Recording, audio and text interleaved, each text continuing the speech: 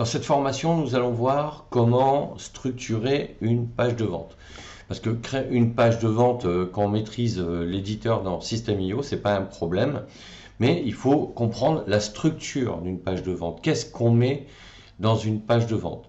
Alors, dans cette formation, je vais te montrer un exemple. Mais après, tu peux avoir différentes variables, plus ou moins courtes, aménagées donc de manière différente. Mais globalement, je vais te montrer, moi, ici, une page de vente standard qu'il faudra que tu fasses évoluer, bien évidemment, dans le temps, en fonction du retour d'expérience que tu auras de tes utilisateurs, d'accord? Parce que tu vas certainement avoir des questions. Et si tu fais des tests AB, c'est-à-dire que pour un même produit, tu testes deux pages de vente différentes, ben, tu vas t'apercevoir qu'il y a une page qui fonctionne mieux que l'autre. Et à ce moment-là, tu vas pouvoir faire un choix vers une page qui... en fait, qui va convertir beaucoup plus. Mais dans un premier temps, il faut bien que tu partes de zéro et que tu donnes une structure à ta page. Et c'est ce que je vais te montrer aujourd'hui. Donc, structurer une page de vente avec System.io. Alors, l'objectif donc de cette formation, c'est de comprendre la structure d'une page de vente.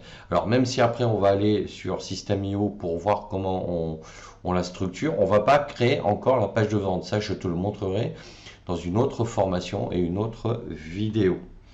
Alors, déjà, tu dois avoir bien évidemment des prérequis techniques, à savoir créer un tunnel de vente, donc bien évidemment avoir un compte System.io, même si c'est un compte gratuit. Donc, je te rappelle que tu as le lien de System.io dans la description de la vidéo. Tu peux cliquer dessus pour voir la présentation de System.io et les différents plans qu'il te propose. Tu devras également créer une liste parce que quand tu vas créer une page de vente, il va falloir que ça renvoie, si tu veux, vers une page de paiement et que cette page de paiement inscrive automatiquement les gens qui t'auront acheté ta formation, par exemple, dans une liste client, par exemple, client formation. Donc, il faudra qu'au préalable, tu aies pu créer cette liste. Ensuite, donc, pour la structure. Alors, là encore une fois, qu'on soit bien d'accord, moi je te donne une structure de base, mais après c'est à toi de faire tes tests et de voir comment tu peux la faire évoluer. Donc bien évidemment, déjà, il va te falloir un titre, c'est-à-dire que si tu as une formation, comme c'est mon cas, moi c'est devenir formateur en ligne. Donc déjà rien que le titre est hyper clair, quoi. Donc il te faut quelque chose d'assez concis. Alors je sais qu'il y a des titres de pages de vente, de produits ou d'offres qui sont sur une ou deux phrases, mais je trouve que c'est vraiment trop long. L'idée c'est de trouver un titre qui soit un peu sous forme de slogan. D'accord, qui soit en même temps concis mais très explicite de ce que tu proposes et de l'objectif que tu vas proposer avec cette offre de formation.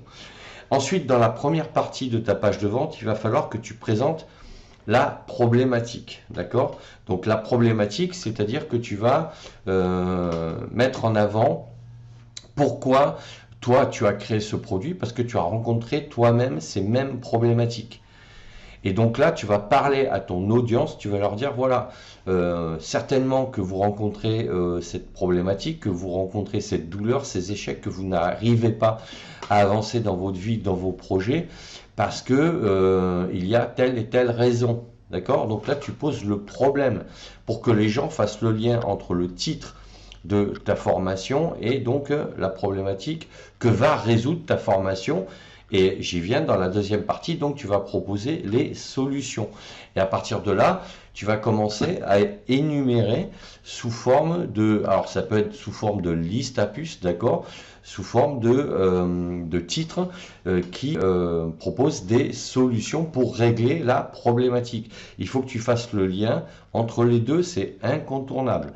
Ensuite, dans la troisième partie, tu vas développer l'engagement. Donc ça, on verra plus tard exactement en quoi ça consiste. Dans la quatrième partie, la réciprocité. La cinquième partie, les caractéristiques et bénéfices de ton offre et de ce qui va résoudre leur problème. Donc là, la caractéristique, c'est bien au niveau avantage-inconvénient, d'accord? Et surtout les bénéfices que ça apporte. C'est-à-dire les problèmes que ça va résoudre, que la valeur ajoutée que tu vas apporter. Dans la sixième partie, ensuite, tu vas répondre aux objections d'achat. Donc, c'est-à-dire que tu vas, par exemple, sous forme de liste à puces, tu vas dire, par exemple, les 6 erreurs à ne pas commettre pour résoudre telle problématique. Et tu vas lister, donc, les objections qu'ils peuvent éventuellement avoir dans leur esprit pour ne pas acheter et franchir le pas pour devenir client de ton offre. Donc là, tu vas anticiper en listant ces objections et en y apportant la réponse. Septième partie, tu vas essayer d'amener les preuves. Donc ça va être les témoignages, c'est-à-dire que ça va être le plus difficile au démarrage, parce que quand tu démarres, forcément, tu n'auras pas de témoignages. Donc ça viendra peut-être certainement dans une deuxième partie, mais on va voir comment tu vas pouvoir les construire. Et enfin, en huitième partie, tu vas faire un call to action, d'accord? C'est-à-dire que tu vas tout simplement leur proposer de passer à l'action en achetant ton offre de formation. Mais on va voir que là aussi, un call to action, tu peux le répéter autant de fois que nécessaire si tu estimes que ça correspond à ce que tu proposes. Alors, ensuite, on va voir donc dans le titre. Donc, le titre, ce que je te disais, c'est donc, il faut que ça soit un peu un titre sous forme de slogan clair, explicite, en rapport avec l'objectif que va permettre d'atteindre et la problématique que va permettre de résoudre donc ta formation, si c'est une formation. Dans le titre, sous le titre, tu vas pouvoir ensuite lister en quelques points la promesse que tu fais. Alors la promesse, ça ne veut pas dire que tu dois promettre justement quelque chose d'impossible. Il faut que tu, quand on parle de promesse, c'est-à-dire que tu peux garantir que dans ta formation, si les gens suivent cette formation, ils seront en capacité de faire telle et telle chose. Parce que toi, ça a été ta problématique, c'est ce qui t'a amené à proposer cette offre, et donc tu es passé par là. Et en appliquant ces points-là, tu as obtenu ces résultats. Et ces résultats, c'est les promesses que toi, tu annonces, mais elles sont réalistes et elles sont réalisables si tant est que les gens suivent bien la formation comme tu la proposes, par exemple. Donc, dans le titre, déjà, sous le titre, tu vas pouvoir lister comme ça plusieurs promesses. Par exemple, si tu prends mon exemple, moi, c'est devenir formateur en ligne. Évidemment, si les gens suivent la formation de manière complète et lorsqu'ils ont créé leur audience et qu'ils lancent leurs produits, quand ils vont pouvoir commencer à vivre de leur activité. Mais là aussi, je précise bien, moi, dans mes contenus, que ça prend du temps, que ça se construit, que ça ne se fait pas du jour au lendemain. Mais au bout d'un certain temps, quand l'audience est bien construite, à partir de là, ils peuvent commencer à vendre leur formation et en vivre. Et à partir de là, ce métier permet d'être libre géographiquement et de pouvoir gérer son planning comme on le souhaite, puisqu'on est complètement autonome. Donc ce sont des promesses mais qui sont cohérentes et logiques, d'accord? Après, je ne dis pas que c'est facile à faire, je dis voilà, si vous mettez en place ce qu'il faut faire sur une durée et une période nécessaire et utile pour construire votre activité, il n'y a pas de raison que ça ne fonctionne pas. Donc ensuite, les problématiques, donc c'est les présenter. Exemple, tu n'arrives pas à faire X ou Y, tu n'as pas de méthode pour, tu ne sais pas comment faire, tu es bloqué par, tu n'as pas le temps, par exemple, d'accord? Et là, tu peux ajouter un call to action parce que ce qu'il faut comprendre, c'est que les gens qui te suivent, qui sont inscrits à ton blog, si tu as un blog ou à une chaîne, ils connaissent déjà ce que tu fais et s'ils sont convaincus, peut-être qu'ils n'ont pas besoin de lire toute la page et qui veulent directement aller acheter ta formation ou ton produit. À ce moment-là, il faut que tu leur donnes ce choix-là. D'accord? Donc ça va être un bouton achetez maintenant, inscrivez-vous maintenant, peu importe l'intitulé du bouton, on verra ça plus tard. Mais tu peux dès le départ mettre en place un call to action. Ensuite, deuxième partie, donc là les solutions. Donc là tu vas lister les bénéfices qui résolvent un ou plusieurs problèmes, bénéfice 1, bénéfice 2, bénéfice 3, etc. etc. D'accord? Et là aussi, tu peux ajouter un call to action. Alors là, dans les slides, je te le propose quasiment à chaque étape, mais l'idéal, c'est d'avoir 3-4 call actions, c'est-à-dire que en fait, tu vas mettre 3-4 boutons maximum sur ta page. Mais si ta page de vente, si tu veux, elle fait 10 pages, ben, tu vas en rajouter, d'accord? Si tu fais des pages courtes, tu vas mettre un nombre de call to action en fonction de la taille de ta page. Ensuite, troisième partie, Donc toujours la deuxième partie, pardon. Donc faire visualiser le bénéfice de la formation. Donc l'acquisition des compétences que ça va permettre. Changement de vie que ça va forcément induire. Et là, call to action pour passer à l'action. Ensuite, toujours dans la deuxième partie, dans les solutions, là tu peux raconter ton histoire personnelle. C'est même fortement conseillé parce que de cette manière, tu vas leur expliquer pourquoi tu en es arrivé à proposer cette formation. Moi, dans mon cas, j'ai expliqué qu'avant j'étais formateur en présentiel et que c'est lors d'un voyage en Inde que j'ai compris, grâce aux outils Internet, que je pouvais continuer à gérer le centre de formation d'une grosse entreprise dont j'avais la charge, et que, enfin, j'avais la charge du centre de formation de la grande entreprise, et que j'ai pu à distance gérer le centre de formation grâce à Internet. Et là, ça a eu un effet déclencheur qui m'a fait prendre conscience qu'avec les bons outils, les bonnes méthodes et les bonnes formations, on pouvait mettre en place une activité à distance. Donc là, dans ton histoire personnelle, tu vas confirmer les promesses que tu vas annoncer, si tu veux, en dessous de ton titre. Il faut que ça soit en adéquation. Donc tes accomplissements, ton cheminement, la transformation personnelle que ça t'a permis d'acquérir et d'obtenir grâce à ce que tu as mis en place et que tu proposes aux autres aujourd'hui. Donc faire le parallèle entre les bénéfices et ton expérience personnelle, ça il faut bien le faire comprendre, et tu peux le faire justement en racontant ton histoire qui peut être une anecdote. Alors il y en a certains qui racontent leur vie, notamment dans le développement personnel. Voilà comment j'étais avant, voilà comment j'ai décidé de prendre ma vie en main, voilà ce que j'ai mis en place et me voilà aujourd'hui. Donc si tu veux, voilà, il y a plusieurs étapes. Donc tout ça, il faut que tu le rédiges de manière structurée et cohérente. Et là aussi, call to action, si la longueur de ta page le permet. Troisième étape, l'engagement. Donc c'est poser une succession de questions qui aboutissent à un oui. Alors encore une fois, c'est parce que là, quand tu vas répondre à des objections, tu vas dire, voilà, est-ce que si par exemple tu fais 2 heures de sport ou 1 heure de sport tous les jours, tu vas être en meilleure forme? Oui. Est-ce que si tu bois de l'eau au lieu de boire de l'alcool, tu vas être en meilleure santé? Oui, etc., etc. Donc il faut que tu poses des questions qui amènent des réponses, mais qui soient réelles et qui soient cohérentes et explicites par le commun des mortels, quoi, bien évidemment. Et là, encore une fois, mettre en place une comparaison, si tu veux, une concordance entre les bénéfices et le résultat annoncé. Et que tu présentes donc implicitement ce qu'apportera la formation.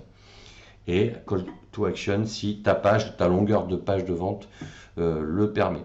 Quatrième partie, la réciprocité. Donc, donner pour recevoir, c'est-à-dire qu'il va falloir que tu montres que ce que tu annonces, tu le connais, et ça va se faire sous forme de contenu que tu vas produire sous forme d'articles sur ton blog, sous forme de vidéos sur ta chaîne, sous forme de posts sur Instagram, sur ton écosystème et ton environnement web, pour montrer que tu sais de quoi tu parles, tout simplement. Donc délivrer des informations avec de la valeur sous forme de conseils, articles de blog ou vidéo. Et là aussi, tu peux ajouter un call to action. Alors, à chaque fois, moi je te le propose dans les slides, à chaque étape de mettre un call to action, mais toi, il va falloir ensuite que tu pondères ce nombre-là en fonction de la longueur de tes pages. Ensuite, caractéristiques et bénéfices. Donc là, tu vas présenter la caractéristique qui permet d'obtenir les bénéfices. Donc là, ben, tu vas parler, par exemple, moi dans mon cas, c'est la formation à distance. Le fait de proposer des formations à distance et d'avoir une connexion Internet, effectivement, te permet d'être formateur à distance n'importe où dans le monde. D'accord? Donc ça, tout le monde comprend ça. Là, je promets pas quelque chose de magique, je promets quelque chose qui est que tout le monde sait, quoi. D'ailleurs, ça a été le cas lors de la pandémie. Tout le monde le télétravail s'est développé et tout le monde a pris conscience qu'on pouvait travailler à distance.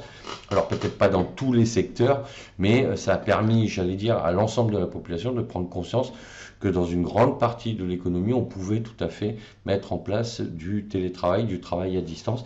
Et donc là, moi, dans ma promesse et dans le résultat, ben, c'est ce que j'annonce, c'est tout à fait réaliste, quoi. Exemple, la formation de formateur en ligne te permet d'être libre géographiquement en créant des revenus sur Internet. Ensuite, là, répéter un call to action si la page le permet. Sixième partie, tu vas donc répondre aux objections d'achat sous forme de FAQ, c'est-à-dire de foire aux questions. Et là, tu vas pouvoir donc dans System.io donc mettre en place une FAQ très facilement avec un glisser-coller grâce à l'éditeur de System.io, et tu n'auras plus qu'à remplir les questions les plus courantes que tu reçois par email, par ton audience, et d'y répondre juste en dessous. Et là, répéter un call to action. Ensuite, tu vas en septième partie mettre les preuves. Donc, c'est-à-dire, tu peux amener donc des témoignages, tu peux amener les raisons, d'accord, en démontrant les avantages de ce que tu dis. D'ailleurs, ben, c'est pour ça que ton histoire, si toi-même tu es ce que tu proposes aux autres, ben, forcément, déjà, ça sera beaucoup plus crédible. Et là, moi, en ce qui me concerne, c'est les clients pourront acheter et suivre tes formations H24, 7 jours sur 7. Donc ça, c'est tout à fait possible. Et les témoignages, au départ, ça sera compliqué parce que si tu démarres, tu auras peu de témoignages, mais dès que tu le peux, n'hésite pas à demander à ton audience donc d'avoir des témoignages sous forme d'email, mais l'idéal étant des témoignages sous forme de vidéo sur leurs sentiments, leurs impressions et leurs avis sur tes formations par exemple. Et là, tu intègres dans ta page de vente des avis de tes clients. Et call to action. Donc pour résumer, tu vas avoir donc sous cette forme-là, tu vas avoir le titre, problématique, solution, engagement, réciprocité, bénéfice, FAQ, épreuve. Donc voilà comment tu peux construire ta page de vente sur System.io. Donc c'est ce qu'on va aller faire tout de suite. Donc là, on va aller sur le compte. Alors ici, comme je te l'ai déjà montré dans d'autres vidéos de formation, donc j'ai créé, on va aller dans le premier tunnel de vente. Ici, on va aller dans modifier la page. Donc j'avais sélectionné moi un template de System.io, mais bon, on s'en moque à la limite. Et ce qu'on va faire pour te montrer que ça peut être très rapide, on va tout supprimer pour repartir de zéro et avoir quelque chose de propre pour construire la page que l'on souhaite. Donc tu vois, à chaque fois je vais en haut à droite donc de chaque page, je clique sur la corbeille et je supprime tous les éléments tout simplement. Donc je prends les cadres qui sont verts, qui englobent plusieurs cadres, ça va beaucoup plus vite.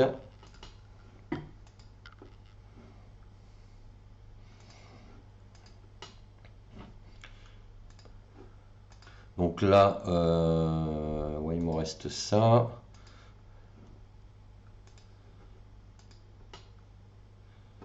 Voilà, là, c'est les derniers éléments. Donc là, tu vois que la page est complètement vide puisque j'ai tout supprimé volontairement.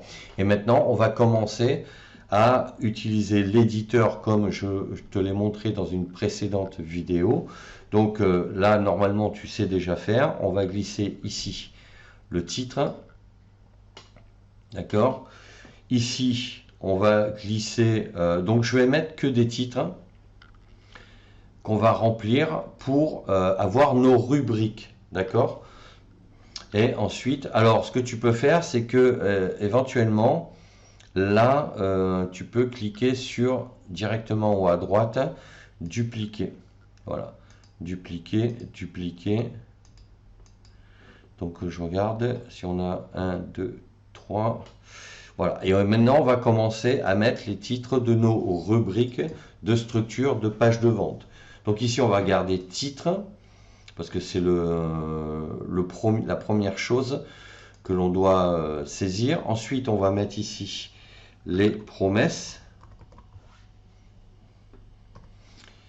Ici, on va mettre problématique.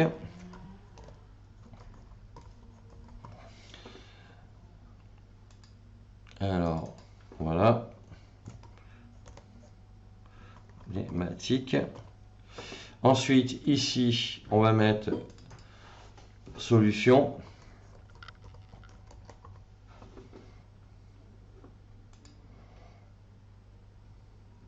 Ensuite, dessous, on va mettre engagement.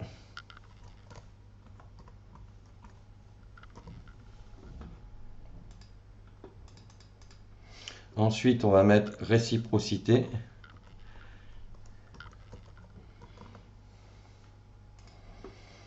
Ensuite, on va mettre bénéfice.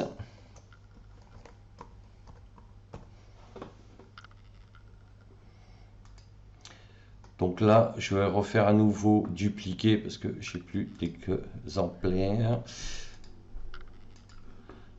Voilà.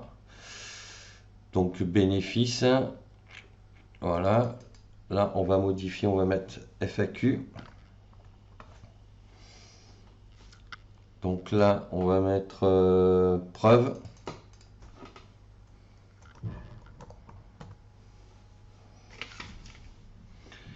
Voilà. Et là, ce qu'on va faire en bas, on va mettre call to action. D'accord. Et pour équilibrer, donc tu vois là, maintenant j'ai toute la structure de ma page de vente. Donc on verra dans une prochaine vidéo, je te montrerai comment on va pouvoir la construire en écrivant le texte rubrique par rubrique. Mais ce qu'on va faire, c'est qu'ici, on va donc